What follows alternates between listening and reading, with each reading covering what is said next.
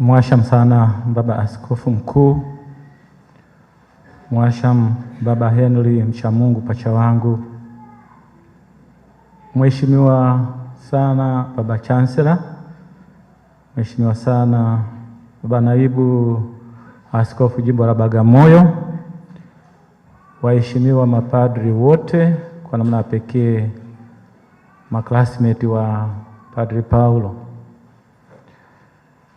waheshimiwa watawa wote,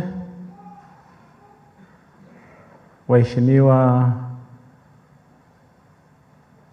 waumini wote, kwa namna pekee waumini wale ambao Padri Paulo aliwahudumia katika parokia zilizotajwa, na namna pekee hasa parokia ya mwisho aliyohudumia, parokia Mtakatifu Ambrosi IPTL.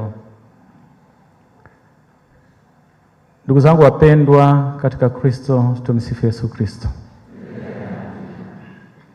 Kipindi kama hiki ni kipindi cha kuzidisha matumaini, ni kipindi cha kuomba uthabiti wa imani, kupokea msiba kwa imani kuu na kwa matumaini makubwa. Tumeimba katika wimbo, tumaini letu ni kwa Bwana, kwa maana ana uwezo wa milele. Na ndio maana tunapoadhimisha misa hii kumsindikiza ndugu yetu Padri Paulo, tuna matumaini makubwa kwake. Na kwa namna pekee Padri Paulo vile vile ni jirani, kama Father Dennis anavyosema, ni jirani yangu pale katika parokia hizi, naziita ni parokia za fence. Yuko karibu, alikuwa pale, nimewasiliana naye mara nyingi. Lakini kwa namna pekee ni mtu aliyependa sana umoja na aliyeheshimu sana urika wa upadre. Na kwa sababu hiyo aliomba na kumwombea kila mmoja asipate changamoto yoyote, na kama akipata changamoto alisikitika sana. Na linakuwa ni fundisho kwetu sisi sote tunaobaki, tudumishe umoja katika urika wetu, tusaidiane, tuongozane, tuombeane, tukosoane kwa upendo, ili katika utumishi wetu tufanye vizuri. Tumwenzi kwa namna pekee katika yote aliyotajwa. Tutamkumbuka kwa haya na haya. Na katika kumwenzi ni kuishi na kuweza kuyadumisha hayo. Tunaongelea kifo, lakini vile tunaongelea kutokufa. Na tunapoongelea kutokufa, kuna kutokufa kwamba Mungu anatupokea katika uzima wake.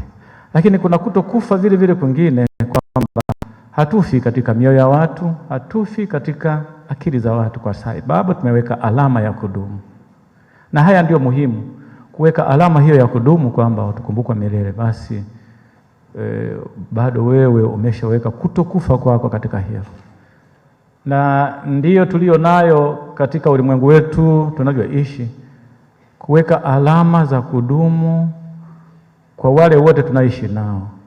Alama za kudumu, alama ambazo ni nzuri, tutakumbukwa vizuri. Wakati fulani nilikuwa na watania wengine, akasema jamani, tuandae watakaolia kwa ajili yetu siku tutakapokufa, sio wale watakao tuzomea. Kwa sababu unaweza kaandaa wale ambao watakuzomea kutokana na matendo yako. Kila mara wewe ni kudharau, kutukana, kuwa na kiburi. Watasema nimekufa lino na kiburi. Lakini wewe umeishi vizuri na wenzako, wanasema jamani, huyu hakika alikuwa mtumishi wa Mungu. Na haya ndiyo ni muhimu sana, kuishi imani yetu, na kwa namna pekee sisi kama makuhani kujali urika wetu, na katika kujali huo kuishi inavyotupasa katika urika huo, na kuombeana, kusaidiana, ili Mungu atukuzwe kati yetu. Kwa namna pekee niendelee kutoa pole sana kwa Mwasham sana Baba Askofu Mkuu na Mwasham Baba Henry Mchamungu, askofu msaidizi, pacha wangu. Pole sana kwa kuondokewa na mtendakazi. Unajua ni miezi 9 tu tangu tulikuwa pamoja, na kwa sababu hiyo nakumbuka utendaji wake.